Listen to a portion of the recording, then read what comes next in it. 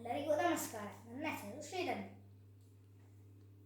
ನಾನು ಇಂದು ಮಕರ ಸಂಕ್ರಾಂತಿ ಹಬ್ಬದ ಬಗ್ಗೆ ಮಾತನಾಡುತ್ತಿದ್ದೇನೆ. ಎಲ್ಲರಿಗೂ ಮಕರ ಸಂಕ್ರಾಂತಿ ಹಬ್ಬದ ಹಾರ್ದಿಕ ಶುಭಾಶಯಗಳು. ಸಂಕ್ರಾಂತಿ ಹಬ್ಬವು ಸೂರ್ಯನು ಮಕರ ರಾಶಿಗೆ ಪ್ರವೇಶಿಸುವುದನ್ನು ಸೂಚಿಸುತ್ತದೆ. ಇದು ಚಳಿಗಾಲದ ಅಂತ್ಯ ಹಾಗೂ ಸಮೃದ್ಧ ಸುಗ್ಗಿಯ ಆರಂಭದ ಸಂಕೇತವಾಗಿದೆ. ಇದನ್ನು ಉತ್ತರಾಯಣ ಪುಣ್ಯಕಾಲ ಎಂದು ಕರೆಯುತ್ತಾರೆ.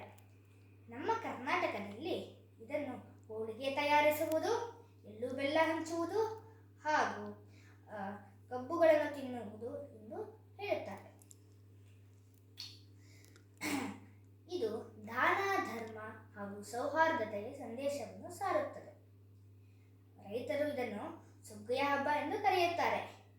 ರೈತರು ತಮ್ಮ ಜಾನುವಾರುಗಳಿಗೆ ಪೂಜೆ ಮಾಡುವುದು, ಆಹಾರ ನೀಡುವುದು ಈ ಹಬ್ಬದ ಸಂಭ್ರಮವಾಗಿದೆ.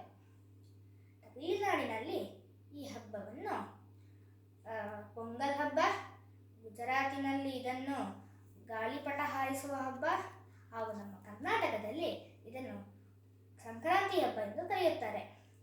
ಈ ದಿನದಂದು ನಾವು ಎಳ್ಳು ಬೆಲ್ಲ, ತೆಂಗಿನಕಾಯಿ ಹಾಗೂ ಕಬ್ಬುಗಳನ್ನು ಹಂಚಿಸುತ್ತಾರೆ.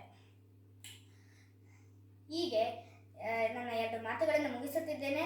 ಎಲ್ಲರೂ ಎಳ್ಳು ಬೆಲ್ಲ ತಿಂದು ಒಳ್ಳೊಳ್ಳೆ ಮಾತಾಡಿ ಎಂದು ಹೇಳುತ್ತಿದ್ದೇನೆ. ಧನ್ಯವಾದ.